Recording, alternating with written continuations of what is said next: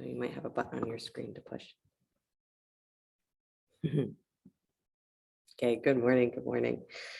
My thought for you this morning is on what it feels like to fall short of the goal, whatever that means, right? So when we start in yoga, or we start in anything, right, we have our aspirations, right? We have our ideas of what we're trying to achieve or what we're trying to get to, which is usually somewhere other than where we are.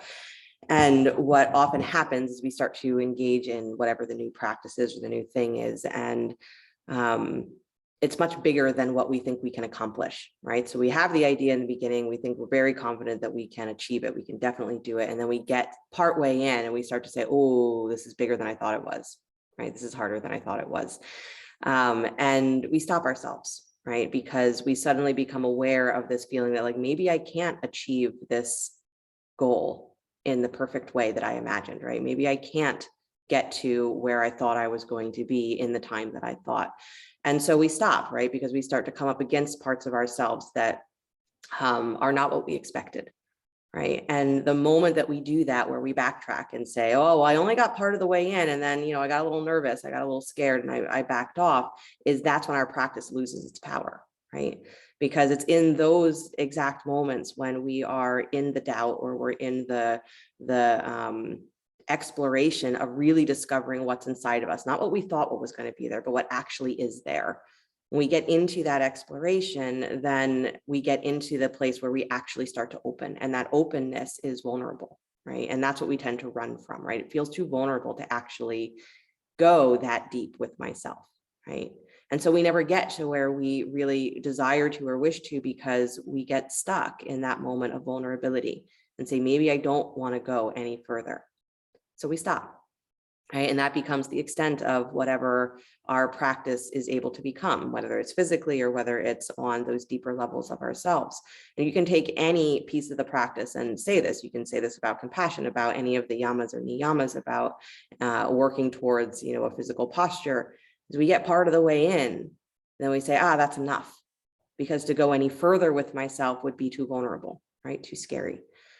So the thought that I have is that openness, that feeling of vulnerability is the goal, right? Whatever we think we're going to achieve is not the point. That's what gets us started. But what the goal is to keep finding that place that is open and vulnerable and scary, not because it's scary, but because it's the place where real openness is going to occur. And that openness is what will carry us into even bigger aspirations than what we started with. Right? That's the beauty, is that whatever we started with is going to be smaller, guaranteed, than what we find when we keep reaching for that vulnerable, open place. So that becomes really the point of our practice, is not the aspiration that you have, but finding where that open, vulnerable place is in you, and not running when you think, maybe I really can't achieve that perfect ahimsa. I can't achieve that perfect pose. I can't achieve that perfect thing that I started this journey to do. Maybe I can't do it. It's an awesome place to be. Doesn't feel awesome, but it's an awesome place to be, because that's where we really grow, right? That's where we really find ourselves. And that is the ultimate goal of yoga, is to find the deepest parts of yourself and live there, right? So falling short of the goal, excellent. Be comfortable with that, or at least accepting that whatever your aspirations are, is that you will fall short of them so that you can transcend them. Right? You will fall short of your expectations so that you can transcend them. And you'll fall short of finding out who you think you are so that you can transcend who you think you are, right? But it comes from that vulnerable place of saying, I don't think I can be what I thought I was supposed to be. Comfortable seat if you're not there already. Let the eyes close.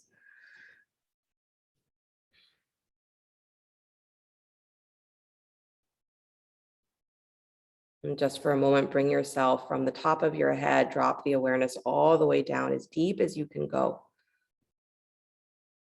And so I say awareness because I'm not asking you to look for any particular sensation. I'm not asking you to categorize how you feel today. It's just drop your awareness down, out of your head. So that can be down into physical sensation, notice it. It can be down into whatever your mental state, your emotional state is. Notice it. It can be a consciousness of how you're breathing. Notice it.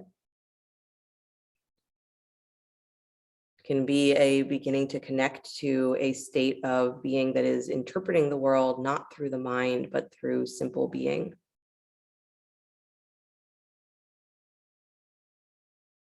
And it can be dropping down deep enough, right? From the top of the head all the way down. You could say even into the center of the earth. Just imagine down, down, down, down, down.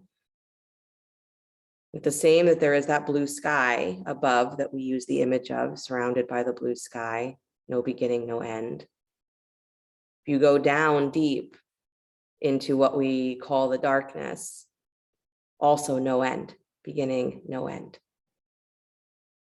And the blue sky and that deep dark that you could say is the center of the earth, or the center, the deep dark void of yourself. The same infiniteness. The difference is that one might feel a little bit more vulnerable than the other because it's unexplored, it's unnamed.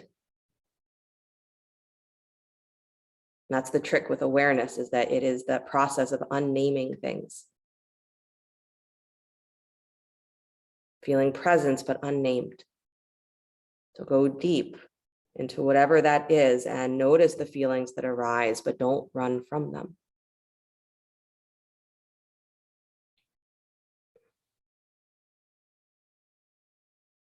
And one more breath, relaxing wherever you are, even if you're in that deep dark, relax.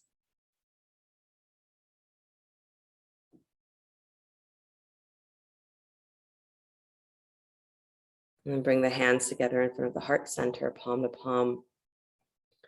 We'll open sound of Om as though you are reverberating that sound in that deep dark, as though you were giving the sound into a cave, right? Or you're filling up that void with this sound. Deep breath in.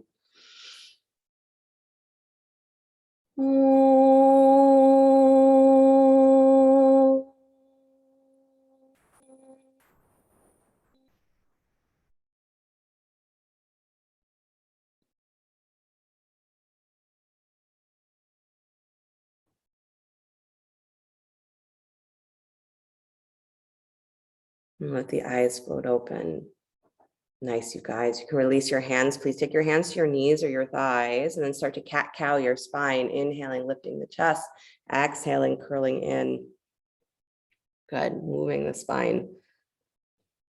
And trying to coordinate the breath as best you can so that your forward action of the chest really comes with the inhale and the backwards action really comes with the exhale. Good.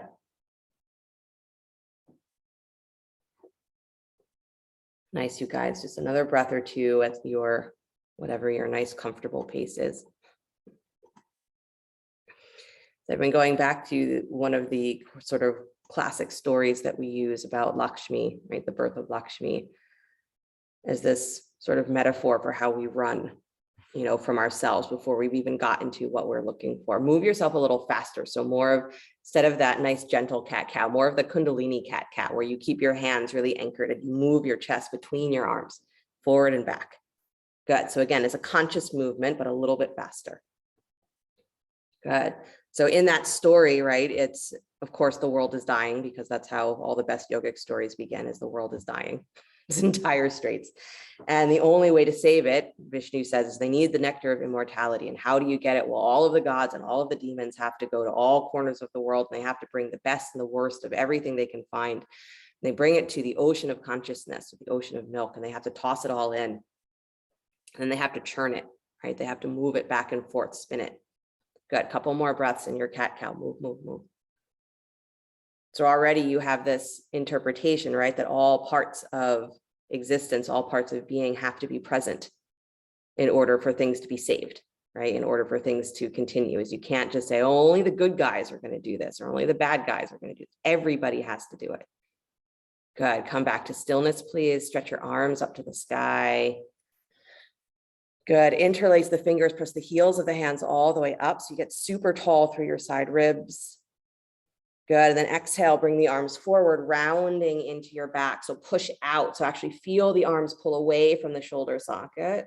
Good. And then while you're still rounding your spine, pull those arms back in. Good. And then come all the way back up to straight, pulling the arms back up towards the ceiling, rotating those pinkies. Good. And then exhaling again, rounding the back, pushing the arms straight out from the chest. And again, exaggerate it like you're pulling your arms out of the shoulders. Good. And then stay rounded, but pull the arms back in. Nice. And then arms all the way back up towards the sky. Good. Exhale, release the hands all the way out and down. And then roll forward onto hands and knees. And find your way into downward facing dog.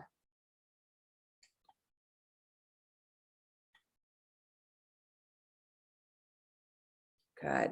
Yeah, let them bend, let the knees bend a little bit, pedal the feet if you need. Again, it's early. Nice, you guys. And then start to find your heels settling in your down dog, whatever that looks like. Good. And then you're going to pull your right knee in towards your chest, but you're not bringing your armpits forward. So bring your right knee in towards your belly, in towards your chest, and just pull it forward as much as you can. Squeeze it forward. There you go. Yep, the armpits stay right where they are. Nice. One more breath. Pull that thigh in. Good. And then send that leg up and back behind you, down dog split from that bent knee. Good. Then bring the knee forward again. Same thing towards your chest. Don't move the armpits. Just stay in down dog, pulling that thigh forward. Good. And then send that leg up and back behind you, down dog split, extending, uncurling. Good. One more time. Bring it forward towards your belly. Good. And so again, you want to feel a lift and wideness through your middle back here, but you're pulling that thigh up and in, hollow the belly, and then take that right leg up and back again, down dog split. Nice. And then step that foot all the way forward between the hands, lunge. Good. Drop the back knee, please. Take both hands inside the front foot. Good. And then walk to the upper left-hand corner of your mat, come up on your fingertips. Good. Widen your hands just a little bit more so you have a really open chest. Good. And then as you're exhaling, you're bending your elbows out wide, like a slow sort of push-up, dropping the chest towards the floor. Then the inhale, you come back up. So again, don't make it about doing a push-up, but as you exhale, you're letting the elbows bend, letting the chest drop. Again, feeling the arms draw into the center of the back. That's the idea, is don't bend the arms to get your chest to the floor, but as the arms bend, elbows wide, you feel the arms plug into the shoulder socket. You feel your chest open a little bit more. Good. So the idea is changing the aspiration of what we're doing away from I'm trying to get into something or get somewhere, and more about in this position, there's an opportunity to feel something deeper. Good. So you have the gods and the demons that are all churning the ocean of consciousness. And of course, they're looking for the nectar of immortality. But the first thing that starts to arise is hala hala, poison, right? So all the poisons of the world, the poisons of the mind, the poisons of whatever our inner feelings of suffering are, start to arise, and everybody freaks out, right? They stop what they're doing because they're like, oh my God, this is going to kill everyone. Like, this is going to destroy us. So they run, right? Whole process starts to come to a halt. Shiva steps in, right? Drinks the poison, says, I'll hold it for you. Good. Dissolve yourself down to your elbows in that Shiva energy of awareness that everything else dissolves into. He says, I'll hold it. He says, there's no poison that's going to be bigger than me, right? There's nothing that can come out of this that is going to be something I can't handle because I'm pure awareness, right? So he holds the poison and everybody gets back to work, churning the ocean of consciousness.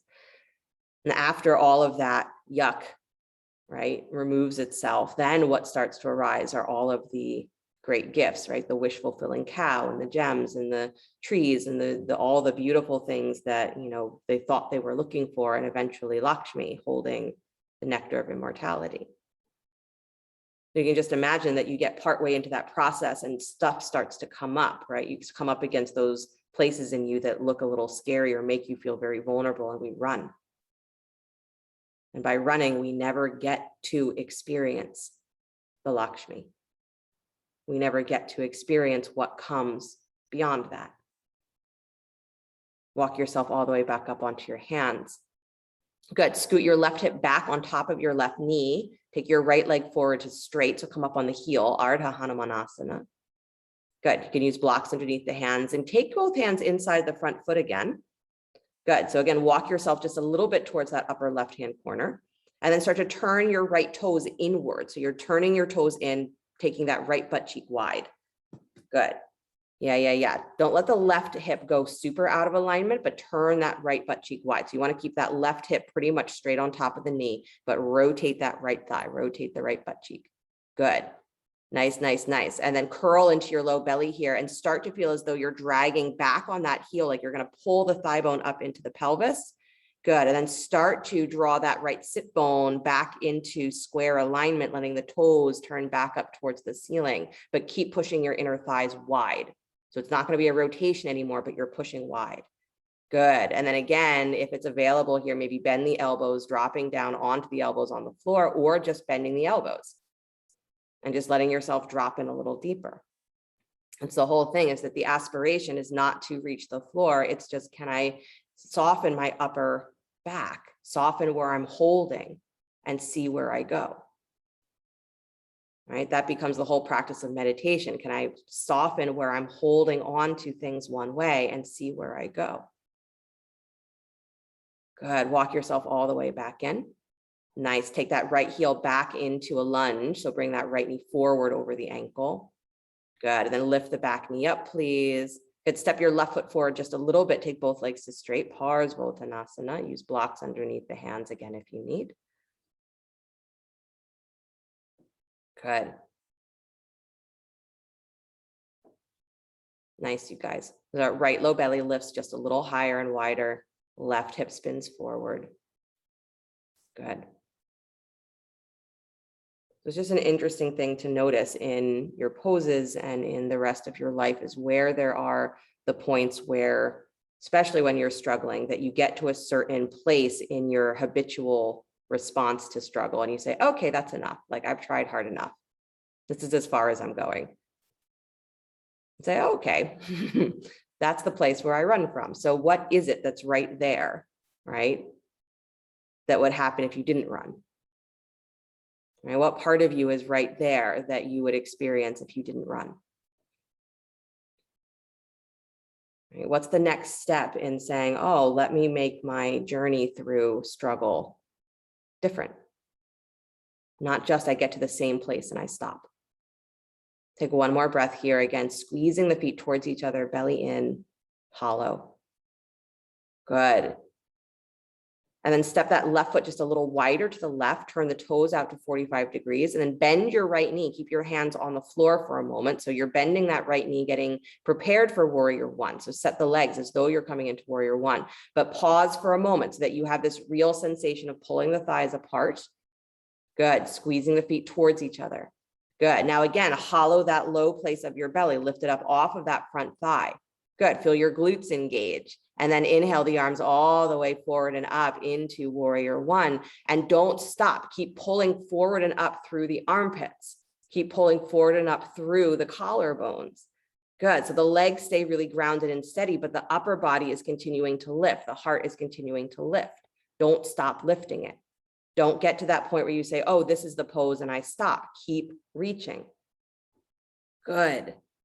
And then take your torso forward again, parallel to the floor, reach out, pull that low belly up away from the thigh again, get your middle ribs nice and full. So almost round your back here, like you're doing cat-cow, round like a cat.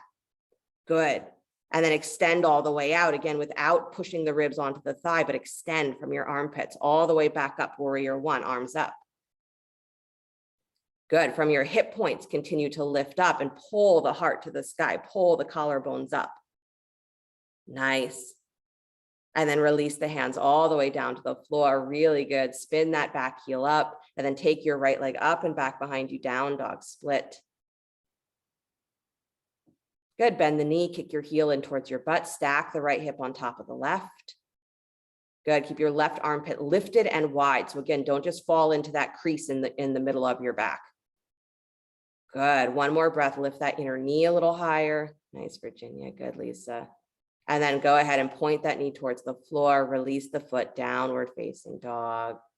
Awesome. Slide forward to plank pose, upward push up. Good. Lower down slow, coming through knees first if you need. Good. Pointing the toes, rise up, Cobra, lift head, neck, and chest. Good. And then exhale back down to your belly, please. Keep your left hand alongside your ribs. Take your right arm forward to straight. So you're doing like a one-armed cobra. So right arm is straight forward. So as you rise up, you're going to lift that right arm in line with your ear or in line with your shoulder. So inhale up into cobra, pressing into that left hand, reaching the right arm up with you. Good. And then release back down. Switch the hands. Right hand plants alongside the ribs, left arm forward. Inhale up into cobra. Good. Again, dragging back and down on that hand that's on the floor, finding that pull of the left arm into the shoulder. And then release and switch hands, left hand down, right arm forward. Good. Rise up cobra. Again, from your middle back, draw your ribs in and lift those collarbones, just like you did in Warrior One. Good. And release and switch, right hand down, left arm forward. Rise up cobra. Good. Again, getting into feeling the back muscles, the armpit muscles by pressing into that hand. Good. And release, please. Plant both hands. One more. Bhujangasana, Cobra pose. Press down. Rise up. Pull yourself between your arms. Heart moves forward between the arms. That's it. Nice, Jessica. Nice, Lisa. And then release, please. Press back up to hands and knees. Come back, child's pose, knees wide. Good. And breathe deeply. And saying breathe deeply, not just to find the capacity of your breath mechanically, right? We can do that. We can say, if I can breathe as wide as I possibly can, find my full inhale, my full exhale, then that will sort of automatically bring our awareness to lots of other states of our being, right? The mind can move with that expansion and contraction. And then if we're really focused on just finding our capacity, not worried about what that capacity is, then we start to really become aware of how is the mind moving? How are the emotions moving? What's beyond that? Walk your torso to the right. And if you ever had those moments where things are difficult, but you still feel like you are exactly where you're supposed to be. If you haven't, that's okay. But if you've had those moments, right, that's some of that wisdom body that we talk about that shines through. The mind is still going crazy, but a part of you says we're exactly where we're supposed to be. Come back to center, walk to your left. Right, so the parts of us that don't run are always there, but we have to get through those parts of us that are trained, have been trained, conditioned to do nothing but run. And that's what we call the practice, right? Is to keep exploring the edges of where we are so used to running from ourselves that we can manage to find those ways to get just a little closer, stay a little closer, stay a little longer. Remember that there is no poison in your life that is bigger than you. Walk yourself back to center. Good. And then come back up onto hands and knees, please. Come back downward facing dog. Tuck the toes, lift the hips. Good. And then taking the left knee in towards your chest. So again, it's not armpits forward. It's not a one-legged plank. It's still down dog. Just pull that left thigh up in towards your belly, in towards your chest, as high as it'll go. So hollow, hollow, hollow. Good. And then stretch that left leg all the way up and back into a down dog split. Good. And then bring the knee forward again, pulling it all the way up and in, feeling the middle ribs get a little bit more full in your back. Good. And then stretch that leg all the way back and up behind you, keeping the engagement of the lowest part of your belly. Good. One more time, bring it all the way in. Nice. Draw the navel in, below the navel in, and then send that left leg up and back behind you. One more time, down dog split. Good, unfolding. And then step the left foot between the hands, lunge. Good, drop the back knee, take both hands inside the front foot, walk towards that upper right-hand corner of your mat, coming up on your fingertips, separating the hands a little wider. And then again, letting yourself move with the action of the breath. So as you're exhaling, you're bending the elbows wide, dropping your chest and drawing those arms into the center of the back. And the inhale is just a gentle rising up again. And then exhale, allowing the elbows to bend, seeing where you go. So again, the idea is not to try and make it a push-up, but it's to allow the chest to drop. Try and keep your head pretty close to in line with your spine, so you're not dropping your head instead of your chest. Nice. All right, the open and vulnerable place. And why is it vulnerable? Because it is unexplored. And it is outside, beyond all of those mechanisms that we've built to try and protect ourselves from that feeling of vulnerability. Good. So beyond all of your other aspirations, there is that aspiration is, can you keep finding that vulnerable place and learn to not run from it? As we say, be like the yogi that runs to it. I run to my vulnerability. And then we use all the beautiful words that say, when I'm in that vulnerable state, as I run to whatever guiding force, we call it refuge, right? I run to Krishna, I run to Ram, I run to Hanuman, I run to the goddess, I run to whoever I run to. Good. Dissolve yourself or drop yourself down onto the elbows if that's available. And if it's not, then again, just bend the elbows. Let yourself stay dropped. You can always use blocks underneath the elbows too. And make sure that you're still pressing through that front heel, right? If you put no energy into your legs here, then eventually this position is not going to feel good. Maybe it didn't feel good from the beginning and you're like, God, nothing's changed. Always possible. Good. But when we put a little bit of that energy into our structure, is it helps to support our ability to stay, right? That's the action of dharana, right? I focus my attention, focus my energy, and then I have the ability to stay. Walk yourself all the way back up. Nice. Move that right hip so it's on top of the right knee. Take your left leg straight, come up on the heel, Ardha Hanumanasana. And then again, take both hands inside that front foot. Good. Again, you can use blocks underneath the hands, no worries.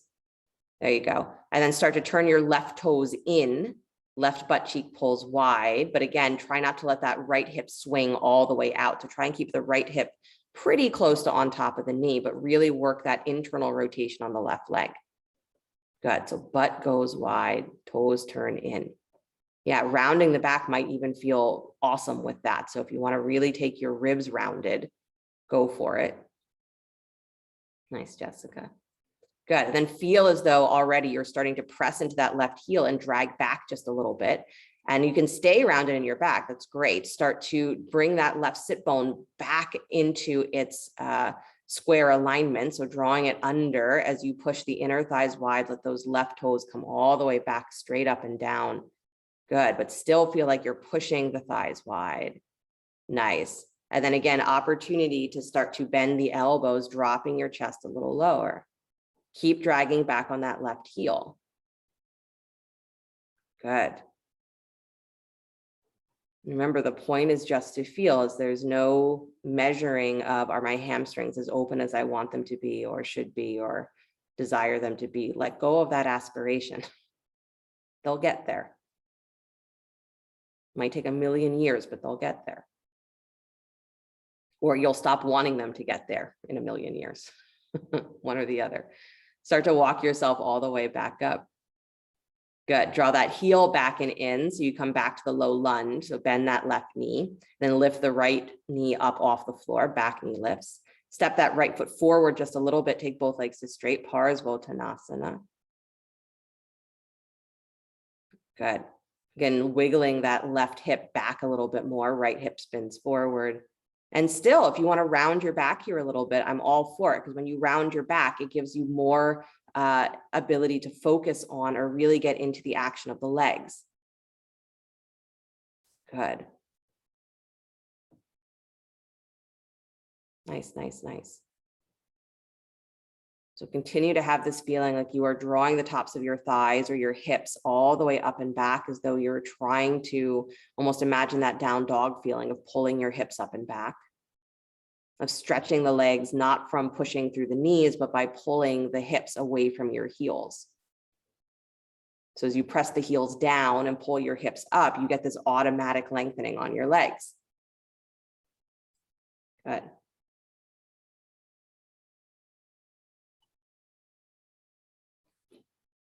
Nice, you guys. And again, you're allowing whatever is going to arise, but don't continue to chase it around maybe the way that you usually do and say, okay, this is what always comes up. And then I chase it. And then we get to the end of the cartoon and that's it. Always ends the same way. This is how the mind works. It says, I have my pattern, right? Okay, here comes the struggle. So this is what we do. We do A, B, C, D, E, F, G. We're done because that's what we do. And you see what this next step is, what the next place is. Good. Step that right foot a little wider to the right, please. So back foot steps a little wider. Turn your toes out to 45 degrees and then bend your left knee. Again, preparing for warrior one, but keep your hands on the floor or on your blocks. So you're just working the legs, feeling that front shin move forward and feeling that back thigh really pull away. So I want your back leg to feel as powerful as your front leg does. Good, to have equal weight on them. And then lift that low part of your belly up off of your thigh. You got it. And then start to stretch the arms forward and up into warrior one, continuing to rise up through the armpits, rise up through the top of the chest. Good, so the legs stay steady, but the upper body continues to lift and lift and lift and lift and lift. You never stop lifting. Good. Nice, from the lowest part of your belly lift. Even from the feeling of your inner thighs, energy drawing up into the pelvis, all the way lift. Good. And then take your torso forward, parallel to the floor. Again, reaching straight out. Good. Round into your lower back. So pull the belly in again, round like a cat. So get your back really, really round. There you go. Good. And then again, extending from there, staying full. Rise up. Take the armpits forward and up, chest forward and up.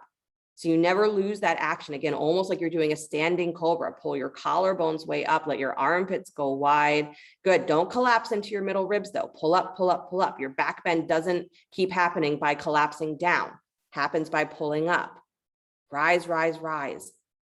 Good. And then slowly release the hands down to the floor. Really good, you guys. Spin your back heel up.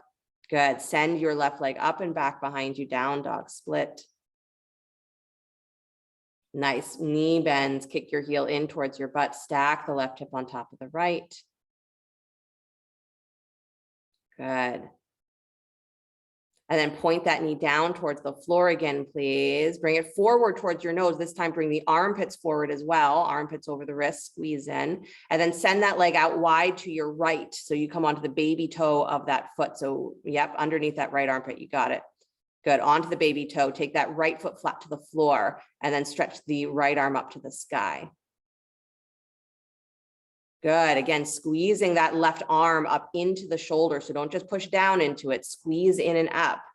That's it, nice Virginia, nice Lisa, nice Jessica. Good, and then slowly release, please, unwinding, pull that left knee up and in, up and back to down dog split. Beautiful. And then step that foot down to the floor. Take the right leg up and back behind you, down dog split.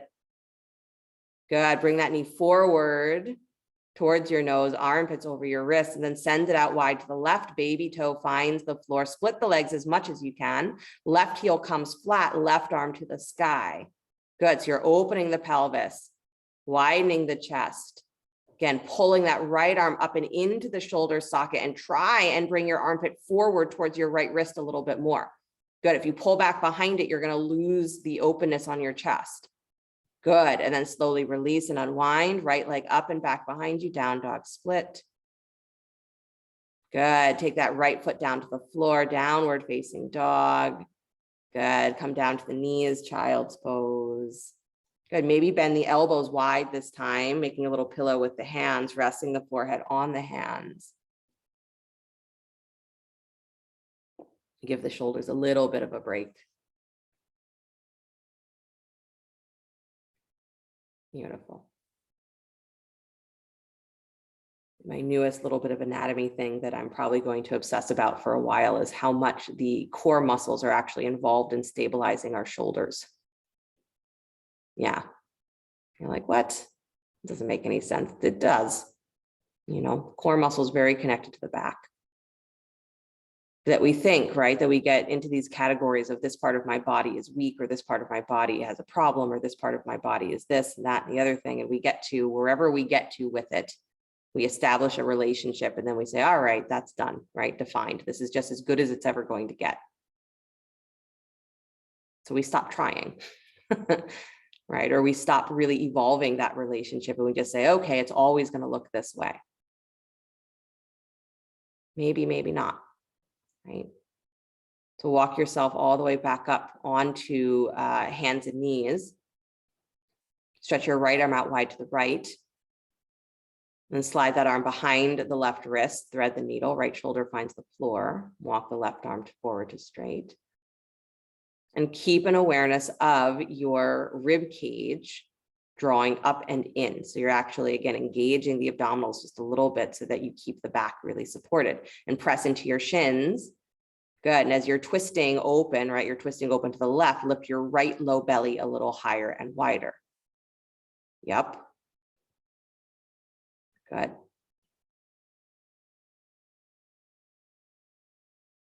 So it's finding the places where, again, we have our vulnerability, and can we keep evolving our relationship around it so we don't just build a wall around it and then walk away and say, well, that's done. I'm not going to look at that anymore.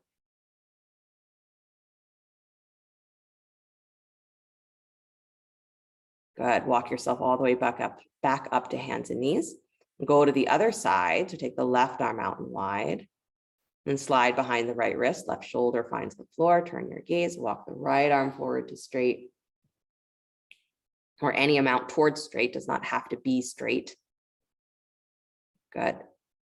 And again, as you're pressing into your shins here, try not to collapse into that crease at the low rib cage, right? Draw the low rib cage in. So again, it's a subtle engagement of the abdominals. And then your left low belly has to lift higher and wider. So it's the same dynamics of a twist that you would do anywhere else. You just happen to be doing it this way, facing the floor. Good. The idea that there are parts of us that seem completely unconnected that can support our stability, that can support our strengthening, that can support our growth. And we don't even consider it because we've built the story, or we've built the wall around that vulnerability and said, I'm not touching it anymore.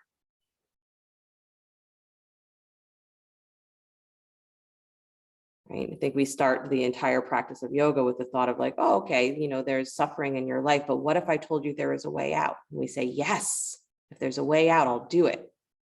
Then we're given all these tools and we're like, I'll do it, I'll do it, I'll do it. And then 10 minutes later, we're like, I'm done. I got a quarter of the way in. I'm just going to keep doing that much forever. What's the next moment? Where's that little bit of deepening vulnerability just past your edge of what's comfortable? Come back up to hands and knees. Good. Walk your hands back, take your hands to your hips, preparing for Cobra, Camel Pose, the other C word. So if you need a blanket or something underneath your knees for cushioning, make sure you have that. If you want blocks for underneath your hands, make sure you have that.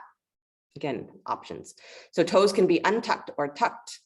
Good. Take your hands to the lower back, please. Hug the elbows towards each other. So that hugging, right, starts to open up that feeling of the chest. And as your elbows hug towards each other, don't let the ribs pop forward. Draw the low ribs back and in. So again, you have that little sense of support, resistance.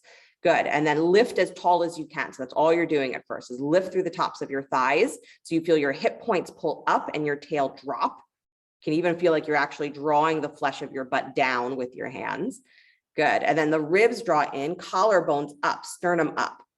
And then just like you were doing in Warrior One, start to tilt your sternum up towards the ceiling.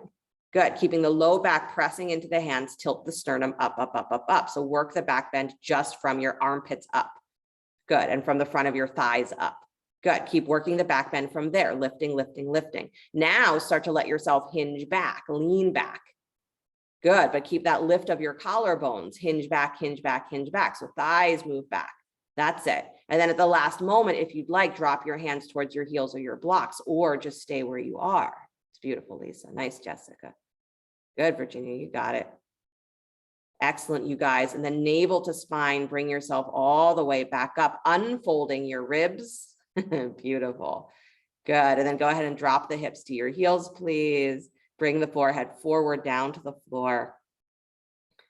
Good. And then reaching behind you, either to hold your ankles or shins.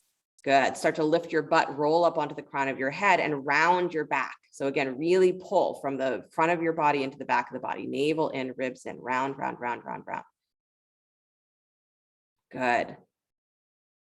Nice, you guys. And then release the hips, please. Nice job. Walk your hands forward to hands and knees. Press back, downward facing dog.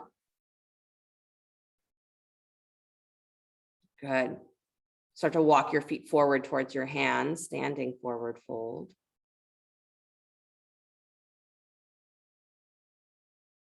Nice. Inhale, lift up onto your fingertips or hands to the front of your shins. Good. So just lifting and lengthening, pulling the low belly up away from the thighs, lifting your hips higher. Good. And then hollow into that low place of your belly like you're folding over a ball. Bow deeply again. Good. Nice, you guys. And then roll up the spine one vertebra at a time. Again, keeping that same connection down through the heels. Good. Dropping through the tail. Really nice. Awesome, you guys. Hug the right knee up in towards your chest. Squeeze. Yep. And then take that thigh, right thigh over top of left, wrapping the legs for eagle pose, Garudasana. So as you wrap the thigh and the outer shin, bend your left knee. Check out that your hip points are still facing straight ahead, that you haven't swiveled your hips over to the left. So pull that right hip crease back. Good. And then take the arms wide, left arm over top of right, wrap the arms as well. Good. Draw the lowest part of your belly up off of your thighs. Good. So whether you're leaning forward or you're upright, pull that low belly up off of your thighs. Drop your tail a little bit more. Nice. And then draw your armpits back and wide. Yep. Extend through the top of your head. One more breath. Drop the hips low. Lift your elbows a little higher. That's it. Good. And then release, please. Coming all the way up and out, hugging that right knee up and towards your chest just for a breath. That's it. Nice, Jessica. And then release it down to the floor, please. Good. Second side. Excellent. With your breath, bring your left knee up in towards your chest. Don't run from one side to the other. Good. And then cross the left thigh over top of the right, wrapping the inner thigh, outer shin, bend the right knee, arms wide. Again, set your hips so that left hip crease has to move back in space. Good. Right arm crosses over top of left, pressing the forearms together. Again, my preference is to really work towards vertical in eagle pose, only because if the leaning forward gives us a feeling of stability maybe, but it doesn't get us the full stretch on your spine. So the more vertical you can get, the more you're going to feel the long muscles of your back say, oh, don't run from that. Draw the ribs in, drop your tail. Try to keep drawing the belly up off of the thighs, even if you are leaning forward. Nice. Hug the shins more than the thighs. That's it. One more breath. Drop the tail. Lift the armpits, elbows, and then slowly unwind as you come out. Hug that left knee back up and towards your chest. Do it. Yes. And then release the foot to the floor. Excellent, you guys. Separate the feet nice and wide. Good. Toes facing straight ahead. Bend your knees. Take your butt back. Good. Torso parallels the floor. Good. Stretch your arms straight out alongside the ears. Nice. Good. So your butt is back, knees in line with your ankles. Awesome. And then round your back like a cat. So pull everything up and in, and then extend all the way out, pushing through the tops of your thighs and out through the armpits. Good. So stay parallel to the floor. Don't lift. Good. And then round again. So it's like you're doing a slow cat-cow in this awkward squat position, and then extend all the way forward. Good. Not too many. Don't worry. And then one more round, round, round, round, round. Good. Keep hugging those inner shins. And then extend all the way out long. Good. And then release the hands to the floor, please. Straighten the legs and bow. Nice job, you guys. Heel toe your feet a little closer, please. Good. Plant the hands, step or jump yourself back to plank.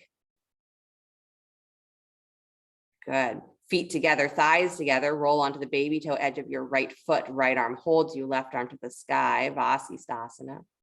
Again, pulling the arms into the center of the back. So push through that right hand, but pull up through your right armpit. So really feel, and then draw your ribs in and try and feel your navel engage a little bit more, again, stabilizing the shoulders. Good. Step your top foot back behind you up onto your tippy toes. Lift the hips open a little bit more. Stretch that left arm back behind you any amount. Really beautiful. Good. And then bring it all the way back to downward facing dog, unwinding. Nice. Again, the more you use your navel there, the more you use the back, the less pressure there is on that shoulder. Come forward to plank pose again, feet together, thighs together. Good. Don't start with your hips sagging. So pull up and then come onto the baby toe edge of your left foot. Keep those hips lifted, right arm to the sky. And again, pull those armpit muscles in, right? Pull the arm bones in. So you want to feel almost like you are squeezing the muscles along your side ribs. Yeah, and pulling yourself away from the floor.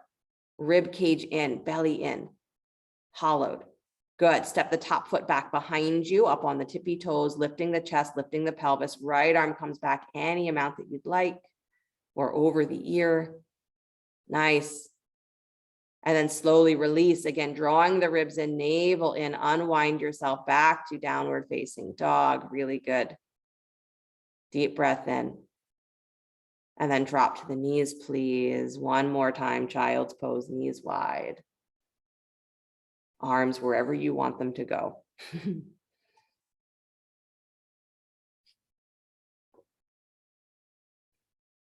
Good. Right, the metaphor from that story of Lakshmi is we churn the ocean of consciousness. You churn those inner places in yourself. What rises are all of your fears, your doubts, the things that you've buried or run from. They come up first to say, what about me? And if we continue to run from them, or we build those walls to say, this is how I handle you, but this is always how I handle you, our relationship, our understanding never evolves. That's as far as we ever get. And it might mean that we never get to the actual experience of that Lakshmi rising, right? Of the blessings or the bliss or what we say we're aspiring to. We say, I'm agreeing with myself. I'll just never get there. And all it takes is to let go of trying to get there by getting rid of all that other stuff and saying, can I just keep finding that vulnerability? And what will flow in through that vulnerability is the bliss, is the Lakshmi, is what we're aspiring to. Good. Slowly walk yourself back in, please. Come to sit on your butt. Good. Bring the bottoms of the feet together, knees wide, Baddha Konasana. Good. And stretching the arms up alongside your ears. Good. Make sure your feet are awake, so toes curled back. Press into the baby toe edges of your feet and just a little bit of a squeeze up of your knees. So push down through your sit bones, push down through your groins, but hug just a little bit through those inner thighs.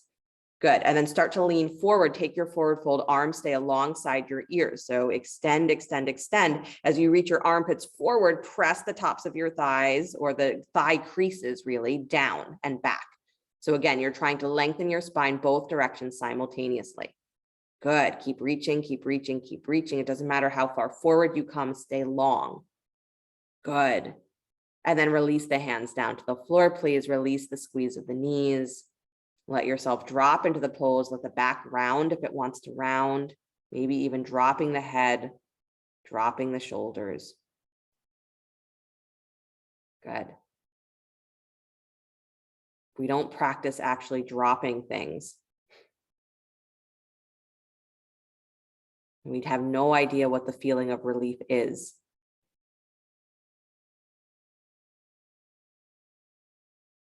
Good. Take one more breath. And then start to walk yourself all the way back up. Nice. And then find your way onto your backs. So you can scoot forward on your mat if you'd like, roll yourself down onto your backs. Each of you onto your individual back. Good. And then take the right ankle over top of the left thigh, please. Lift your left shin parallel to the floor. Reach through to hold the thigh if you'd like, or just let the legs do the work if reaching for the thigh especially makes your shoulders hunch up. Good. Flex both feet. Nice. Keep the low back anchored to the floor. So even though you might be thinking, oh, I'm supposed to pull this thigh up in towards my belly, keep the lowest part of your sacrum pressing down to the floor.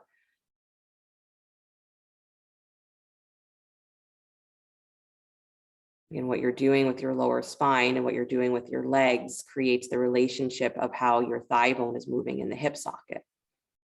So it's not just, can I get my knees in towards my chest, or can I get my back flat to the floor? It's, can you find a little bit of both so that that relationship of the thigh to your hip can be a really easeful one, natural one. Good. Release the thigh, please. Bring the right knee in towards your chest. Extend the left leg straight down towards the floor. Good. Keep that left foot flexed, so the leg that's extended, keep the leg active. And then turn the right shin again. So it's like you're doing a pigeon on your back. So reach for the foot with your left hand. Let the knee go wider to the right. Good. So any angle that feels like it's appropriate. And then again, you're just finding what feels like pigeon on your back. So you can play a little bit here because you're not working with gravity pushing down on that right leg. So maybe you lift the shin up towards your chest a little bit more. Maybe you're just circling the knee in whatever way feels like it opens up the hip. Good. Maybe you're letting the knee go a little wider to the right than it normally would. Good. Trying to find where the top of that right thigh moves away from the belly. Nice, you guys. Good. Take one more breath. And then slowly bring it all the way back in, hugging that right knee back in towards your chest. Good. And then bring it wide again into half happy baby. So the knee goes wider than your armpit. Reach for the ankle or the foot, stacking the heel on top of the knee.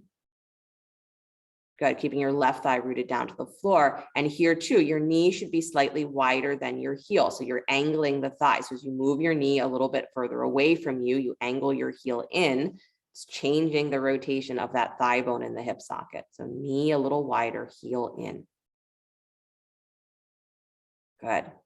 And then a deep breath in. As you exhale, any amount that you'd like, you can go ahead and lift the shoulders here and start to work that right shoulder inside the right knee, like you're going to just hook the thigh up over top of the shoulder. And you can totally bend the left knee here too, if that helps. You can take that left foot back to the floor. Good. And again, you're just fooling with it, right? So there's the aspiration of, I can try and get into this position.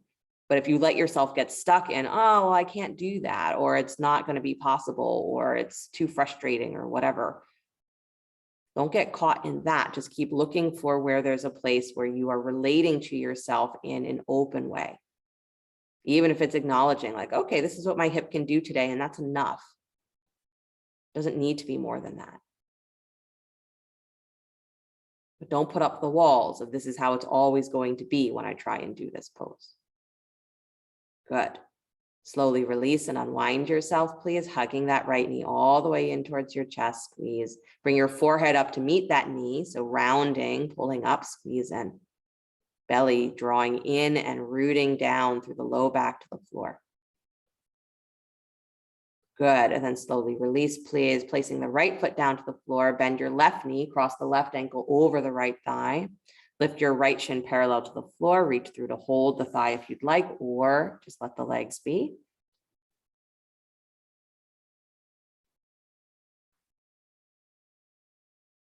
Nice.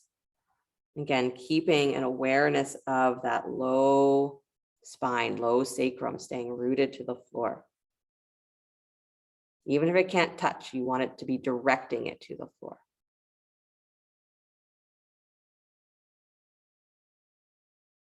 Good.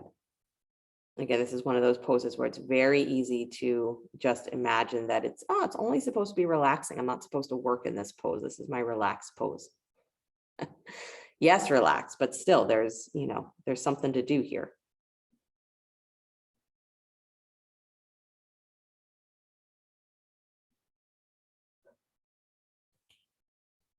Good.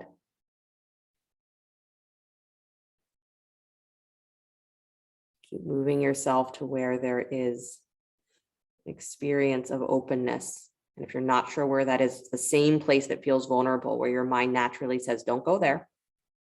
Let's not go there. Edge just a little closer. Good. Slowly release the thigh if you're holding it.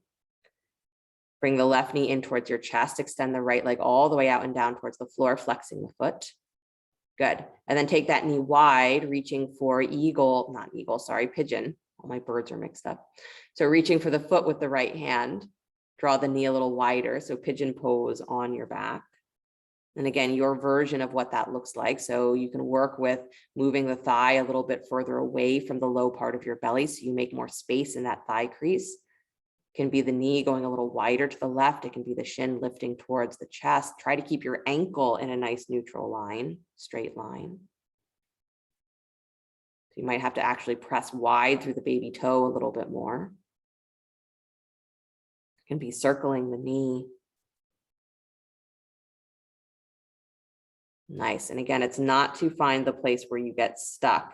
It's to find how you can be in this position and stay open. So you're not pushing to the edge in order to get stuck at your edge. Is you're seeing, there's my edge where I get stuck. So how do I stay within that and keep openness? Good.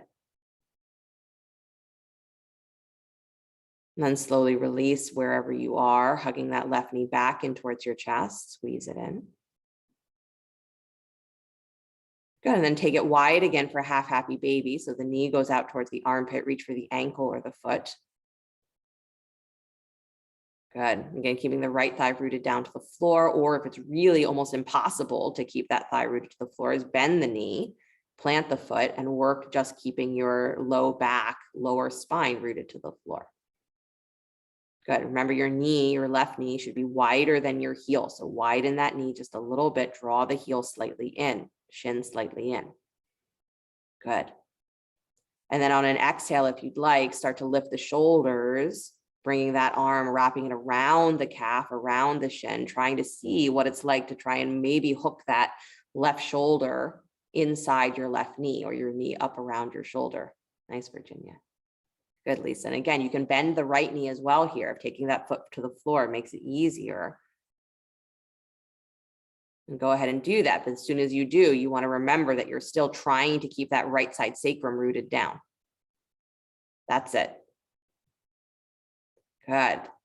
Remember, this is play, right? Whatever the aspiration is, it's not the pose. It's, can I keep finding where I'm open and not get into that rigid relationship with myself that says this is as far as I am willing to go, as far as I'm able to go.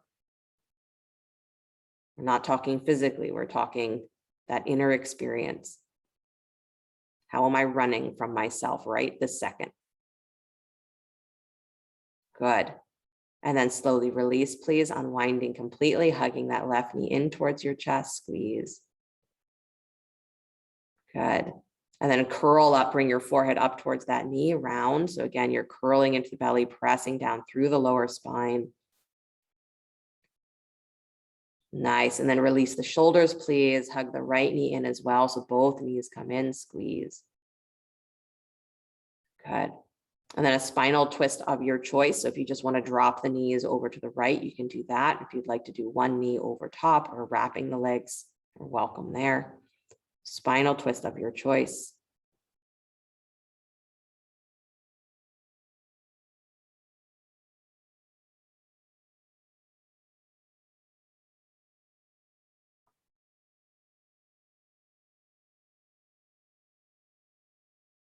Nice. And then bring yourself back to center. Take your twist the other way.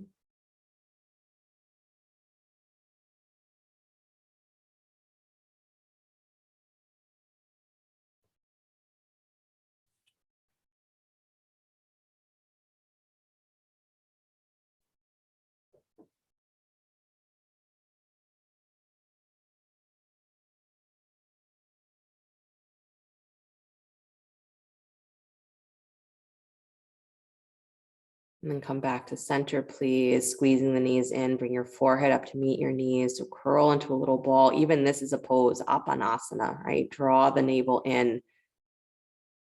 Feel the lower back, the curl of the spine. And then slowly unwind that curl of the spine. So you feel every vertebra as you stretch your legs out in front of you. The feet drop open. Experience the full length of your legs, arms alongside you, palms facing up. Experience the full length of your arms, the wideness of your chest, and a long throat, a relaxed jaw. And as you drop into Shavasana, become aware of those layers of the physical self that is breathing, the energetic self that is that subtle energy that runs through every cell, the breath itself, and the mental self, which is that swirling vortex of thought and emotion, the story that's running through your mind. And beyond that, the part of you that experiences the world through sensation, through being, through knowing, that knows that you're watching a story, that knows that you are finding your edges and defining them, and that there is something beyond. And experience yourself again as that blue sky or as that deep dark, either one or both. No beginning, no end. Within that, there are all of the other layers of the self.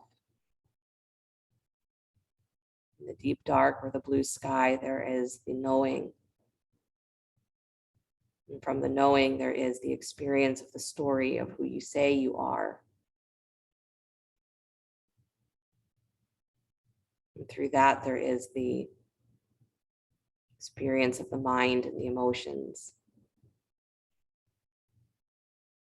the subtle energy that powers that story.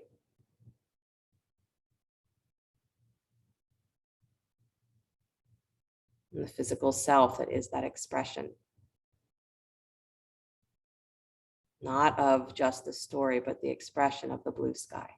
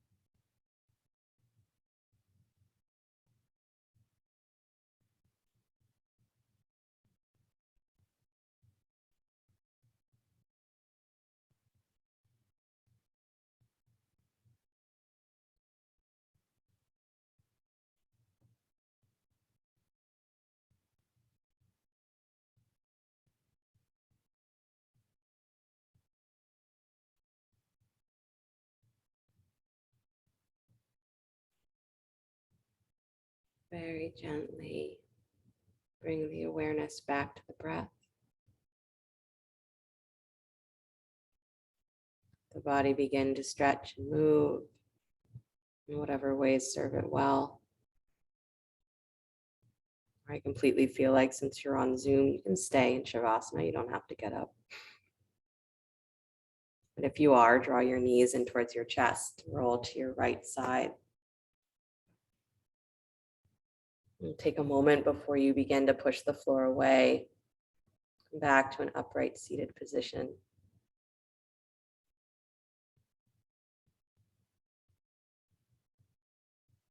Bring the hands together at heart center. And just an acknowledgement that the longer we practice, the more we tend to build in ourselves these little walls or these avenues that says, this is how I practice. This is how deep I go, and this is where I stop every time. Right? I know where my vulnerability is. I know where those scary places are. I know where the path of my opening is, and I'm sliding just to the left of it, just to the right of it, stopping just short of the edge. Don't worry, right? Acknowledge for yourself. Every one of us do it. Just acknowledge that that hesitation is there. And that the real practice is that in those moments, as you keep seeking out that vulnerability and you don't run from it, the more you don't run from it, the more those edges will fall away, not because you made them do it, but because you simply stopped running. So you go deeper with yourself when you practice that. And then all of the other aspirations of where you think you want to go, what you think you want to do, become more available, because you're not going to stop yourself at every turn wondering, can I really do what I say that I want to do? Can I really be what I say I want to be? Try dropping into what you really are. And that will transcend all those other aspirations, I guarantee it. So we go deep. We don't run. It's the whole yogic path. Go deep and don't run. That's it. Close with the sound of Om. Deep breath in. Om.